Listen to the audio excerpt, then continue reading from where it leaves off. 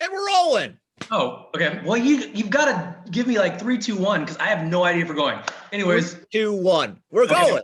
We're going. Thank you. Good evening, Steve. It's Monday, January 11th. I'm Clinton Cole. That's Steve Ahrendt. Episode 2 of the show. We are both here in the Chicago area. What does Chicago connection mean? That could mean so many things. It's the excellence. It's everything you wish you were, but everything you are not. I still don't know what that means. It's okay. We'll talk off the air. Okay, great. Well, anyways, Steve's south. I'm here in the city. We got a lot to talk about tonight. Do we?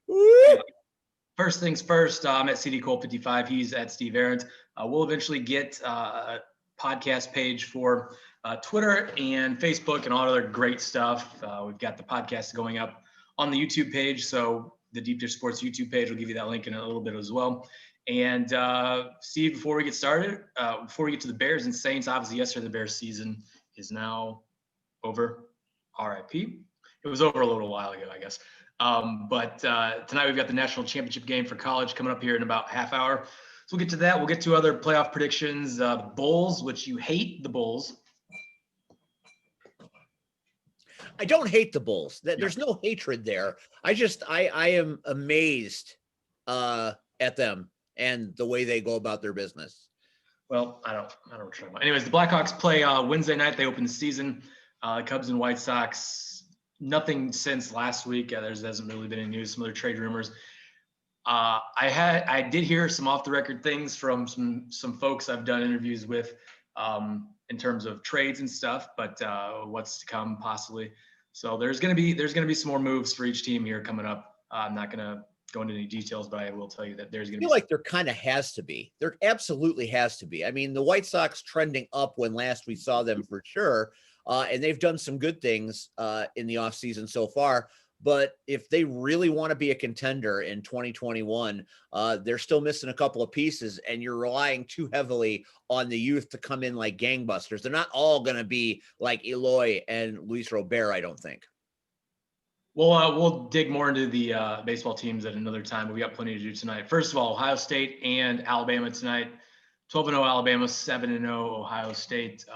The big thing, obviously, going into the college football playoff was Ohio State only played 6 games because the Big Ten only played half their season.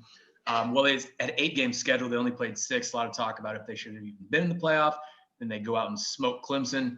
So tonight should be a fun matchup. I'm rooting for Ohio State. The only time I've ever rooted for Alabama football is when they played Notre Dame in the national title game in 2012 because I hate Notre Dame more than Alabama. Yes, your hatred for anything that occurs in Indiana, except for Purdue basketball, is noted. Thank you. So actually, it's funny because growing up, I was a Notre Dame football fan. And then we moved to West Lafayette. The first year, I was still a Notre Dame fan. And then 4th grade is when Drew Brees was a freshman at Purdue. And so then it just kind of, ever since, it's been all Purdue. I mean, obviously, grew up going to Purdue football games and basketball camp and all that stuff. But Notre Dame football. Kyle Orton was what made you a fan of Purdue. I was sure of it.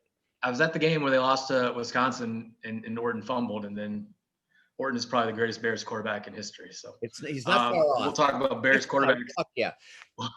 We'll talk Bears quarterbacks in a second. You make a nice point, and tonight is the national title game. And, college football isn't necessarily my thing. I don't follow it very closely until it's bowl time. I watched the Ohio State Clemson game and was just blown away by Josh Fields. Now, I've heard of Josh Fields. I've watched him play before. Josh Fields is former White Sox. Sorry, Justin Fields. Yes, my mistake. I have my Fields wrong. He played so incredibly eloquently in that game against Clemson, in the fact that even injured, he was doing remarkable things. And that kind of tenacity is what you need in a starting quarterback. I mean, he fits everything that everybody loves about starting quarterbacks in the NFL right now. And we're talking about the Bears. And, one of the big things today is Mitch Trubisky. I mean, he essentially did his exit interview yesterday in the podium after the game. The man put his house up on the market. If you're going to put your house up on the market, that you're going to be moving. if you had confidence that they were going to bring you back in 21, that might be the easiest move, is to just bring him back, because, to say that he didn't show at least some semblance of improvement is unfair, but not enough over 4 years. That we clearly know. We clearly know it was a bust of a pick at number 2, but that doesn't mean he can't be a serviceable quarterback down the road. But if I'm the Bears, sorry for the dog. That happens from time to time. He's unhappy about the Bears as well. Doesn't bother me. You were talking about, would you trade Khalil Mack? That was something in your meeting points tonight. No, that was about revisiting the Mack trade. Looking back now, would you have done it? I think I would have. I still think that was, obviously he gave up draft picks, but the excitement and what Khalil Mack brought that first year gave us plenty of enjoyment. I don't think you can second guess that move. I think Khalil Mack, picked up the mantle of a long line of remarkable linebackers in this town. Right now, he's not doing what Khalil Mack does typically, because the defense just isn't that good as it was that year. Not right now. Oh. Not right now. And I think you're breaking up here. Sorry.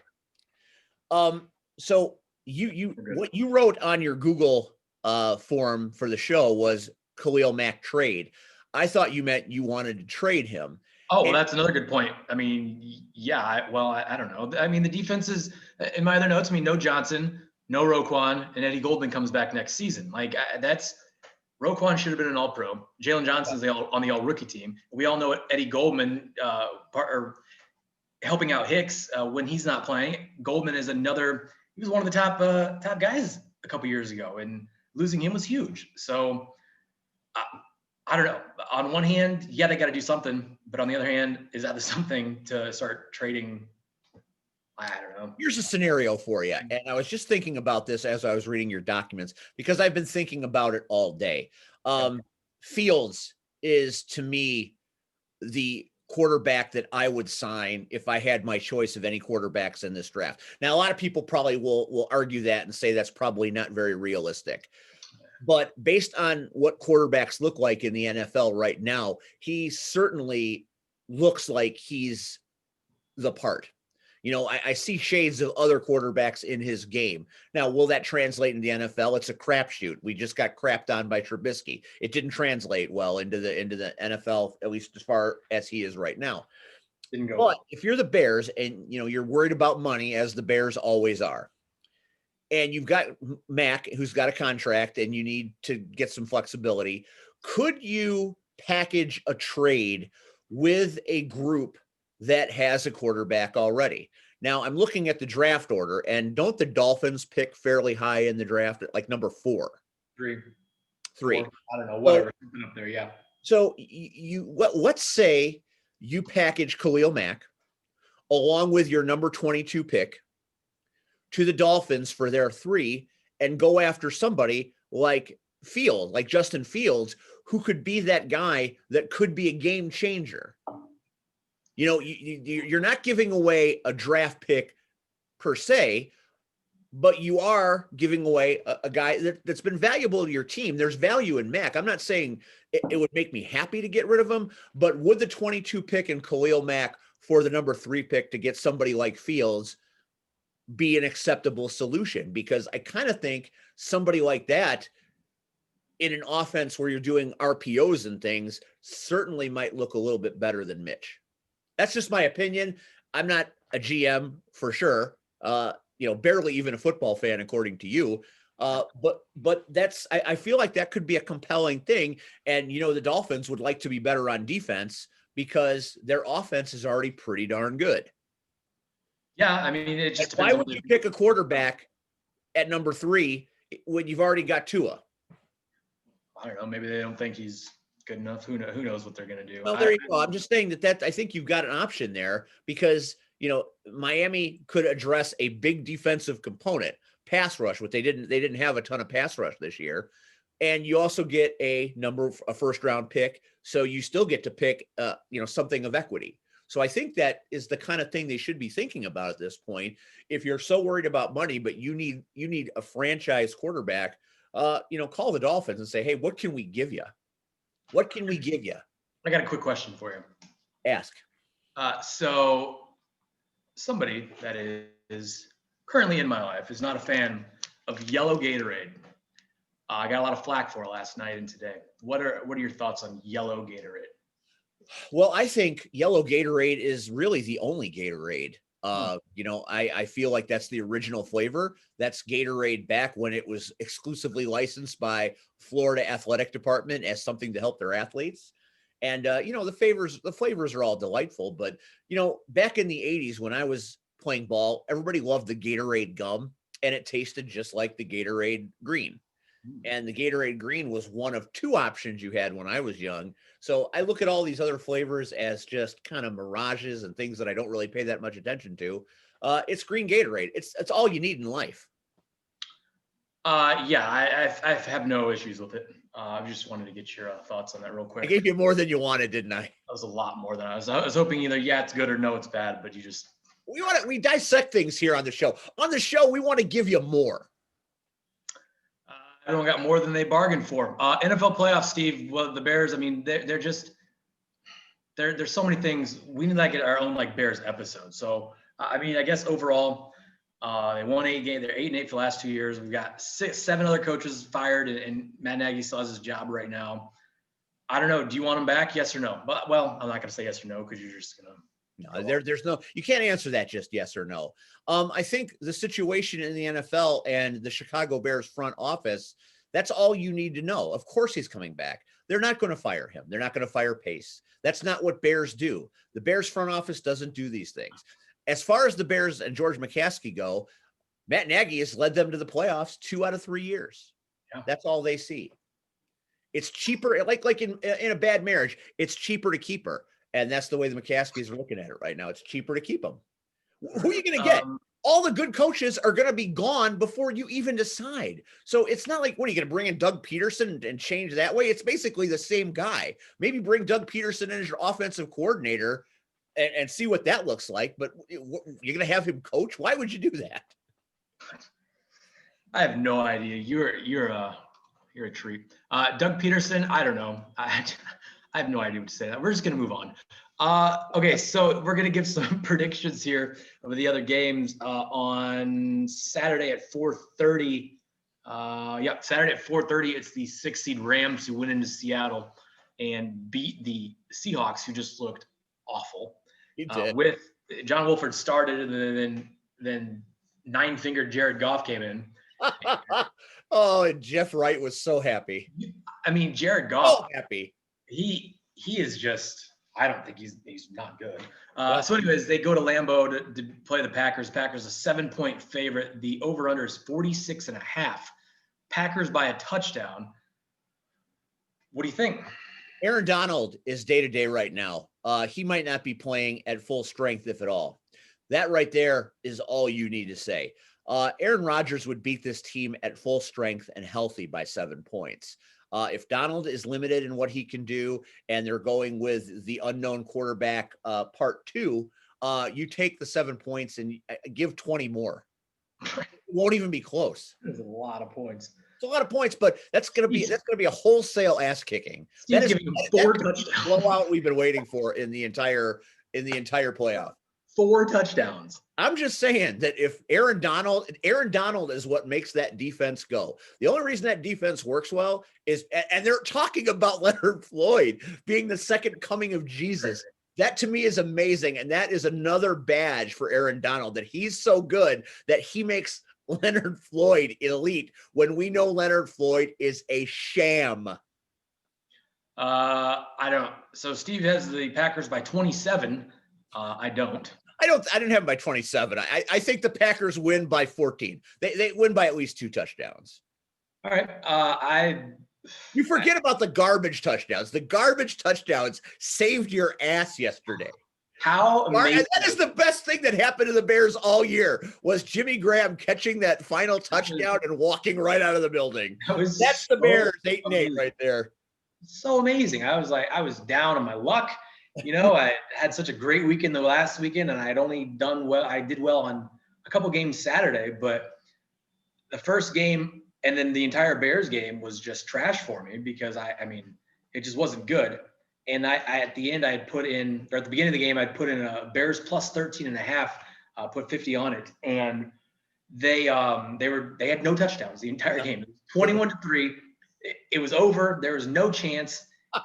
And then as time expired, Graham scores to make it a 12-point game, and he makes a one-handed catch in incredible traffic on a terribly thrown ball by Mitch. That was one of the worst balls he threw all day. He was completely past it, turned around and went backwards, and then walked right off the field. Jimmy Graham should retire on that catch, because how better can you put a check mark on a career? Last ball that was thrown to me, I caught and walked right off the field. That's pretty cool. Yeah, and then it was a good night. Anyways, whatever. The other game is the Buccaneers at New Orleans. The Bucs withstood a Taylor Heineke Washington football team, which Taylor Heineke looked better than Nick Foles yesterday. So that was just about everybody that's wearing a low-digit number on a football team in the NFL looks better than Nick Foles. Yeah, you're not wrong.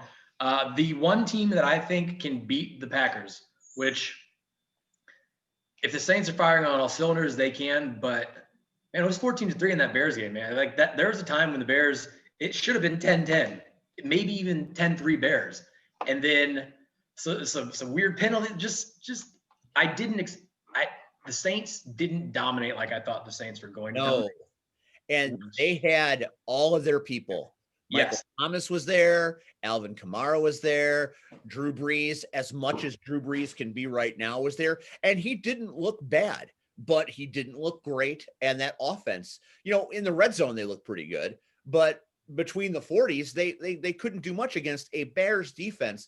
That's the one thing that you're gonna take away from. If you're gonna take anything good away from the Bears, is as undermanned as their defense was against the Packers and the Saints, they hung for a long time with two of the best offenses in the sport. Now, the Packers blew it up at the end of the game when things went really bad because the Bears had been on the field way too long. And that's kind of what happened at the end of the second half of the Saints game. It was like 18-4 in time of possession. You can't keep a defense covering people like Thomas and Kamara that long. Not good. So that defense with spare parts. Who are some of these guys? I've never heard of these people before. That's what I'm talking about. Like Kildor, what the hell is a Kildor?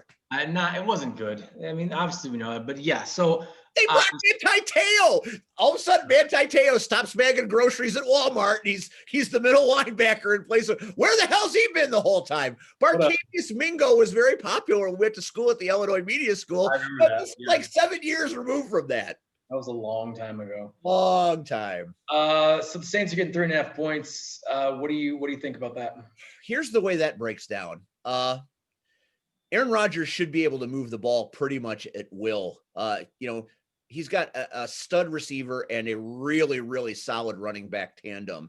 And I just don't know how good the Saints defense is. They're pretty good. Are they great? Not sure. So I think Aaron Rodgers should be able to score some points. This is going to come down to the Packers defense to me, because if they can do what the Bears did for a period of time and keep Thomas and Kamara at bay, the Packers could win, and they could win easily. But, they should have blown the Packers should have blown the Bears out. I mean, they kind of did at the end, but for a long time, it was 21-16 with 8 minutes left.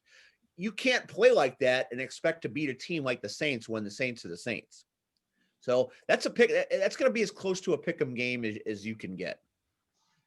I'm going with the Bucs. I'm going to stay true to my thing. I mean, I want the Saints to win, obviously, because of the Breeze, but I think the Bucs are going to cover. I think they might outright win the game. That game's Sunday night. You can't bet against Saturday. Can you? No, I'm not going to. I mean, you can't bet against Brady. I just don't see how the Saints are going to survive. It's Tom Brady when Tom Brady is Tom Brady in the playoffs. I went 4 for 6 in my picks on this weekend. The only games that I missed were the Titans game, and I thought the Seahawks would win too, but I had the other 4. I want to believe that the Saints can beat Tom Brady and the Buccaneers, because for Tom Brady to get as far as he has, it's enraging that a 42-year-old man can still be this effective as a starting quarterback to a person he's not on your team. and he could have been if we had better management. So I think I'd love the Saints to win from a fan standpoint, but I think Brady keeps being Brady, and he always seems to be able to beat Breeze. So I think Bucks win. All right. Ravens at the Bills on Saturday evening. The Ravens, Lamar Jackson, just absolutely incredible. They held Derrick Henry in check. Ryan Tannehill wasn't able to do anything with his on the ground. I mean, the Titans didn't have Corey Davis late in the ball game. That hurt on the last couple drives, but they went into Nashville. They won. Nashville actually had some fans there. They did. A lot of fans. Then the Bills, who I think is the only team in the AFC that can beat the Chiefs. They held on and beat the Colts, which wonderful news. Just wonderful news. They're at home against the Ravens. It's 2.5 for the Bills. I mean, this is going to be another great game. I think the first game of the weekend, the first game on Saturday, and then the first game on Sunday. The Browns, if the Chiefs, will get to that in a second, that has potential for disaster for the Browns, even though they just won. Just ask the Steelers about disaster. Yeah. Well, that was awesome, though. We'll get to that in a second. But Bills, Josh Allen, you can't.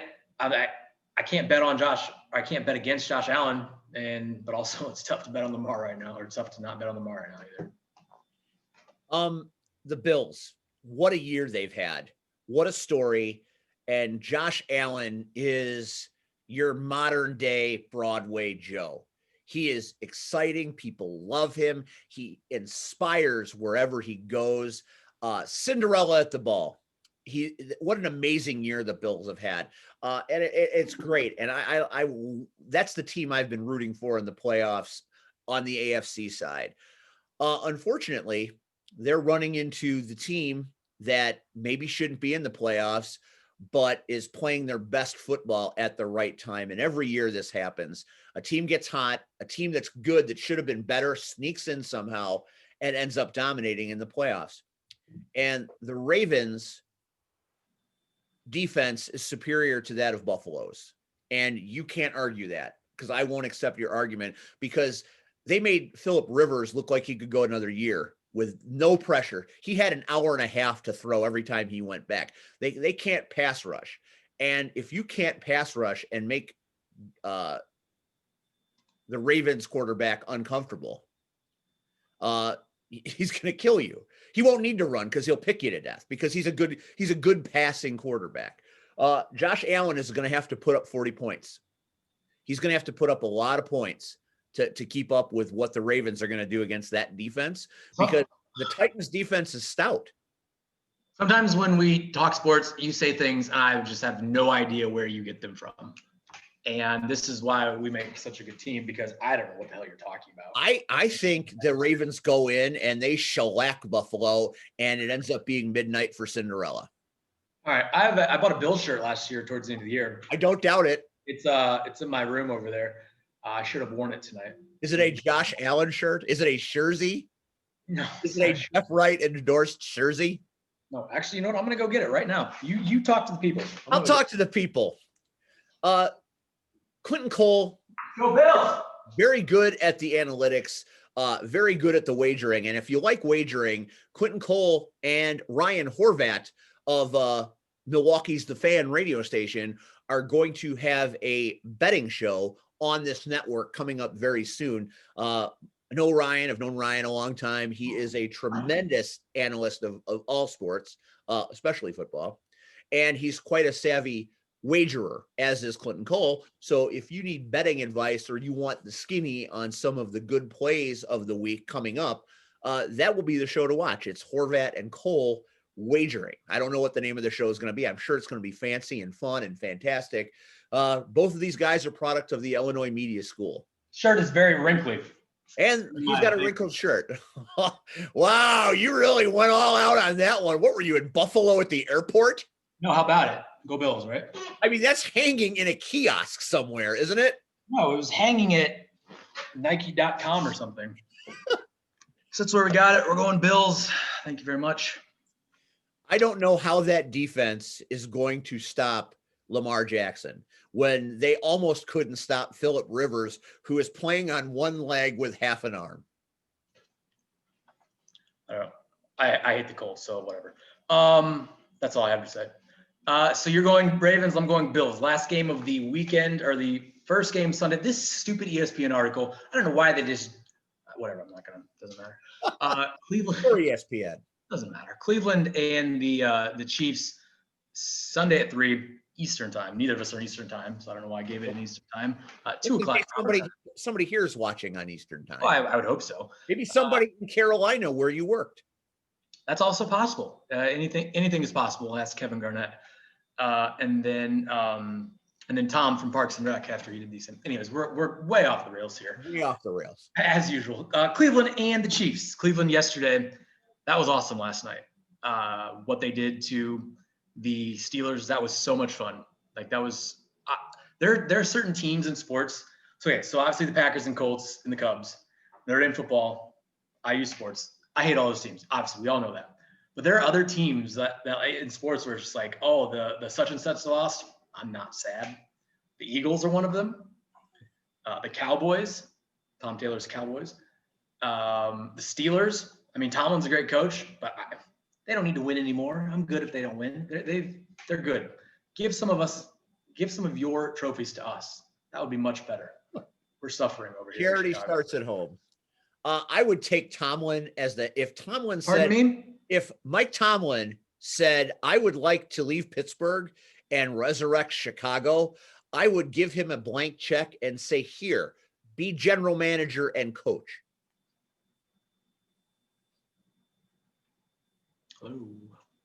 Hello?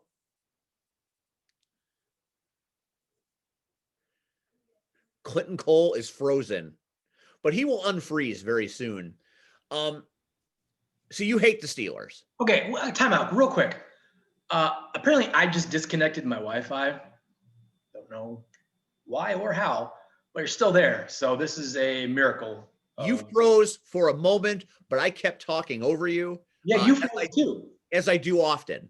So we didn't miss a beat. I was telling the people how you hate the Steelers and many other teams. But I was talking about how much I would like to have Mike Tomlin in Chicago doing both the general manager and the head coaching duties. Interesting. Back to the game. Chiefs 9.5 points. That's a lot of points. But if there's any team that's going to cover 9.5 points, it's the Kansas City Chiefs at home. Yes, that offense is something. That quarterback is something. We didn't need to take him at 2, but he's something. I'm not sure about the Chiefs defense. And actually, I had Patrick Mahomes on my fantasy team. He was my guy. And over the last couple of weeks, as we were in the playoffs, it was not so great. So they have not exactly been clicking on every cylinder they have. Can they right the ship and be dominant in the playoffs? Probably. Andy Reid is a pretty savvy coach and will probably have them ready to play. Cleveland, unlikely story. That game, 28 points in 10 minutes. Just a comedy of errors by the Steelers. And just some terrible, terrible tips going against them. And that snap and that Pouncey is a perennial Pro Bowler. I mean, it's like God said, you know what, Cleveland, we're going to give you a win this year and we're going to spare no expense. And they didn't. And, their defense broke down at the end and the game was a little closer than maybe it would have, although a lot of garbage time points. The point is they scored a lot of points against the Steelers, which has a good defense, we think. What is it going to look like against Kansas City and Kansas City? I don't know. Honestly, as long as I win whatever I wager on in that game, I don't really care who wins this game. Do you think the world wants to see Cleveland dethrone Kansas City? Yes. So here's, again, it's another Cinderella story. Baker Mayfield and the company. Do the TV stations? No, absolutely not. Right. But the world, if you're not a Chiefs fan, then if you're not a Chiefs fan or a fan of any team in their division, like the Broncos, Chargers, or whatever, who else is in there, Las Vegas, Vancouver, wherever they're at, then obviously they don't want them to win. But anyone outside of that division or Cleveland, I think everyone I mean, Patrick Mahomes is as likable as a superstar there ever was. Right. I don't know if there's ever been another superstar as likable as Patrick Mahomes in sports. I don't know. This is a very bold statement, and I've thought zero about what I've just said, which is what happens a lot. But off the top of my head, can you think of anyone? Like, I don't know. He's got such a clean record. He owns part of the Royals. He obviously donates money. He's a great person. He's not someone that's had even trouble in college or anything like that stuff. The guy you'd love to build your football team around, except in Chicago. Well, imagine if he was in Chicago with all the media and like what he would have done. I mean, just incredible. Anyways, enough of the Mahomes love fest. Are the Chiefs covering 9.5 points? Yes or no? I think they probably will. Just because this is that time of year where he, the great players go to the next level. That's why, as much as I want the Saints to win, Tom Brady is the playoffs, and he will play to a level that is Tom Brady and will probably end up winning. Patrick Mahomes will play like Patrick Mahomes, and Cleveland will end up losing. I don't know if it'll necessarily cover 9 points, but it seems likely. So you've got the Chiefs and the Ravens. I do. And then the Packers and the Saints. No, you've also got the Bucks. Packers and the Bucks. Okay. It's interesting. All right, we're pretty close. Your Buffalo love. It's not that I don't love Buffalo. I mean, Josh Allen. I mean, if Patrick Mahomes isn't the best in the league, maybe Josh Allen is.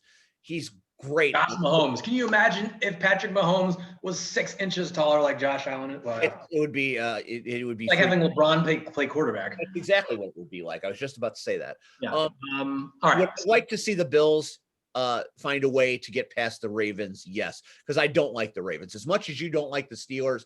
I don't like the Ravens. So I would be very happy to be wrong about that. But after watching Jackson just completely take over a game and put that team on his back, that team was reeling. That team in the first quarter looked awful. And he brought them back. He couldn't pass. He couldn't find a receiver. But boy, that 45-yard run for a touchdown was a damn thing of beauty. It was awesome. And that changed the direction of the game.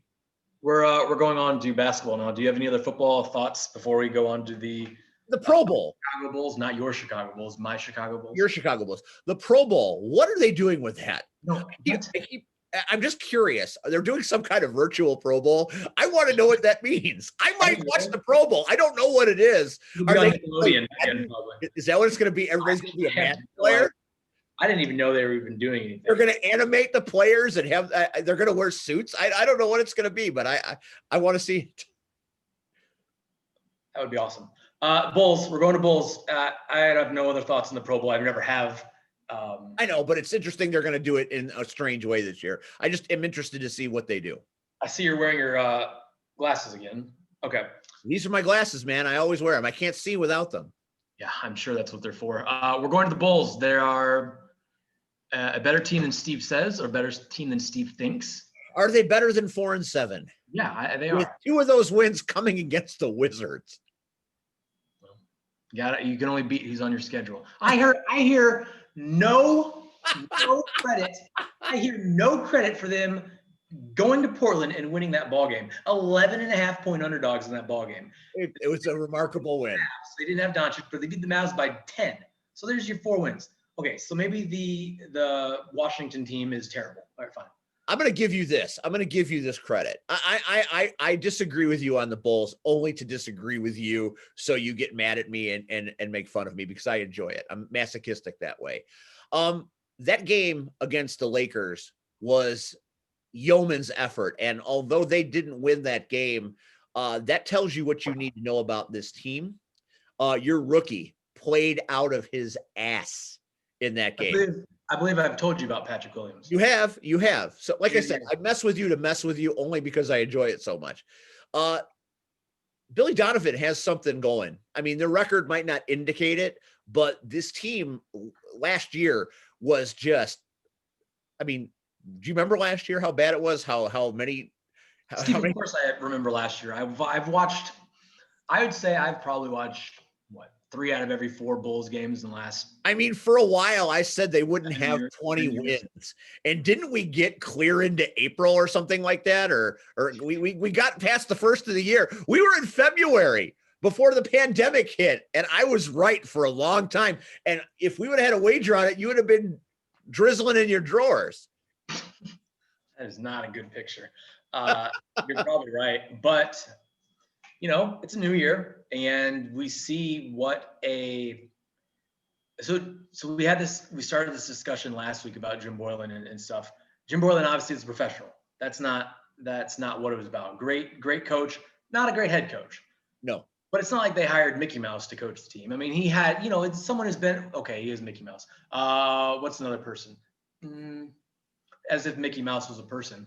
They didn't hire Donald Duck, Bugs Bunny. They didn't hire the person downstairs at the door of my. Well, Boylan might have been downstairs at the door. Could have been a better hire. I don't know. But anyways, my point is, it's not about just professional, but someone the players respect, and that's the biggest thing with Billy Donovan, because his track record speaks for himself. And you just look at and see, like, the in-game stuff is just so much better. You don't remember this. Going into games is like everything is so much better. So even with the same players for the most part, minus Patrick or adding Patrick Williams, this team they resemble a basketball team, and they're led by Zach LaVine, who I want to get your thoughts on this. The Bulls need to trade Zach LaVine as soon as. I think you might be right about that. I can't argue with that, because you could get something for him. And I don't. I mean, he's an all-star. Yeah, he's great. It's not that I want to get rid of him, but I think he's someone that might not be in your grand plan when you become a championship team. He might be that piece that gets you there. You don't remember this, but I do. Once upon a time in Bulls history, the Bulls were a flailing hot mess of garbage. And they had a coach, much like Jim Boylan, called Stan Aubeck. Yep, you lost me there. Yeah. And then they got rid of him, and they brought in this former basketball player who was energetic, and he had a professionalism, and there's just something about him, and it started to turn the ticker in the right direction. I mean, that also, and the drafting of Michael Jordan had something to do with it as well. But it reminds me a lot of the Doug Collins hire. Now, you're going to find 600 ways to find this to be wrong, but the optic feels the same. We went from a Mickey Mouse coach to a guy that got the players' respect and energy right away, because he took no BS. Almost reminded me a little bit of Tibbs in a way, but it was a change in the right direction. And then after him, you got Phil Jackson, and the rest is history. I'm not saying this is the same thing, but it reminds me of it a little bit in how a coach can take similar players and make them play together and make them play better. And I think that's what you have here. And it's exciting that it could be on the upswing, but you need more pieces. You need I mean, it's the same thing. It's the same thing that they went through when they had Jimmy Butler. Like, Jimmy Butler's a way better all-around player. I was talking with Fred Hubner, good friend Fred Hubner. We love Fred Hubner. About something at ESPN 1000. He said, Randy Merkin, obviously. Went to school with Randy Merkin. So I was getting ready to text. I don't think he would remember me, but I remember him. So I was getting ready to text. Often the case. Huh? As is often the case. You're very, that's very mean. I'm not going to say that. First time for everything. So I was getting ready to text Scott, obviously his brother, to get in contact with him anyways, and it was recording our whole entire conversation. And I have no idea why we just wasted a minute of our lives talking about that. But anyways, Bulls game postponed tomorrow night against the Celtics. What we were talking about was they were in the same position when they had Jimmy Butler. Jimmy Butler is 10 times the all-around player as Zach LaVine was. But it was the same situation. Nobody was coming to Chicago to help. The whole Rose thing happened. Nobody was coming to Chicago to help Jimmy Butler, so they had no other choice. And at this point, you can't, like, you've got Kobe. I'd like to redact what I said last week about who I want to keep. I'm keeping Kobe right now. That guy is. Yeah, I thought you were a bit crazy when you said that, because that guy has a ceiling that's uncalculable at this point. If he is Jamal Crawford type, yes, keep him. Obviously, he's not a point guard, so they need a point guard. Yes. As an off-the-ball guy, yeah, that's perfectly fine. But in the current role, no, you don't keep him. If they can figure out a way to work with him and get him a point guard, then yes, obviously you do. So you've got Kobe, you've got Patrick Williams, and you've got Lowry, in my opinion. Wendell Carter, he's if you can package Levine and Carter to get something, to get a lottery pick, and something else, and I don't mean it may be a salary dump or something along those lines that you can, when it's time to go sign a big free agent that they'll want to come to Chicago after they see, then I think you do that. I think you have to do that because you're not re-signing Zach LaVine, I wouldn't imagine. Like, again, I mean, that's not something. And he clearly wants the ball as a one. And if you follow Joe Cowley on Twitter, which a lot of people hate Joe Cowley, I tend to like Joe Cowley just because of, I mean, he tells it how it is, and he gives numbers. He has got testicles the size of cassava melons. He has no fear. I mean, outside of what Casey Johnson and some of these other guys, I mean, Joe Cowley knows Chicago Bulls basketball. I mean, that's one thing. He was the Sox guy for a while, but I mean, he knows the Bulls. And he was just giving numbers about how Zach LaVine has taken, I think, the most shots in the fourth quarter down a certain number of points or whatever, and comparing that to what Bradley Beal has done. Beal's percentage at the end of games was something like, he was like 6 for 17, and LaVine was like 4 for 20. Something like, yes, LaVine's good, but he's not a closer. And to be a number one in basketball, you got to be a closer. You got to be able to. You got to have a guy that can take that shot when you need it. Right. Just because LaVine wants to be a closer and he can score 1,000 points a night if he wants to, but he's not James Harden. He's not a top 10 player. Obviously, is what we're getting at. And if you can go after James Harden next year, I don't know if we're going to do that, but why not? Maybe this year would have been the year to do it. Maybe with Billy Donovan in place, some respectability has been restored, and you've got young pieces like Williams and Kobe. Maybe a vet like that, like James Harden, would take a look at this and say, you know what? I bet I could be that missing piece, and I can help them win. And if you help Chicago, if you help any Chicago team to a title, you can write your own check. You never pay for dinner in town again. That'd be a nice thing. Maybe they should bring Joakim Noah back from his Florida days. That'd be nice. So the Bulls game. So we're going to wrap this up here. The game's getting ready to start. The Bulls game tomorrow postponed against the Celtics. Their next game is Friday at Oklahoma City, and then they play Sunday at Dallas, and then they're back home a week from tonight. While we're recording a show a week from tonight, we'll have some Bulls basketball on to talk about in 2 other games. But I don't know. I don't know if there's anything else we need to talk about with the Bulls. I mean, I think we kind of. Bulls are good. Let's before we let episode 2 fizzle out into nothingness. You never gave me your pick for tonight's championship game. You said you liked Ohio State, but you didn't give me any propositional bet numbers. Give me something to take with me. What is the line? I think it's 1 million points. I don't think it's 1 million points. Well, you're giving the Packers 27 points next week, so I'm just saying that it doesn't look good. That's a lot of points. Here's what I think. Go ahead. Where is this thing? Internet. What is wrong with you, Internet? Oh, 9.5. Okay, that's what I thought. So it's almost 10 points. And can you hear me? I can hear you. Are you hard of hearing? Okay. Sometimes I wish I couldn't. I wish I was hard of seeing looking at you. Well, 9.5 is what it is. I think they cover. Yes, I do.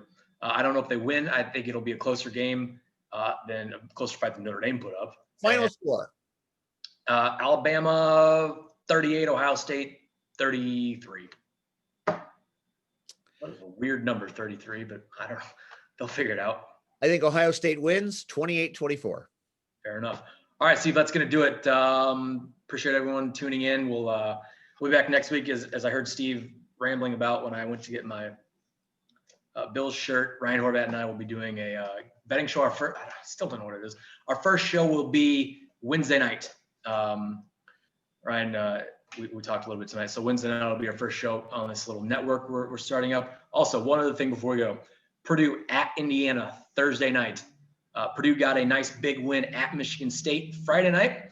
Sparty, it's all Michigan State. Another one of those schools, another one of those teams where it's like, man, I don't feel bad for anything that happens to You're Michigan. not a disciple of Izzo. No. Terrible. Anyways, Katie for life. Hate them.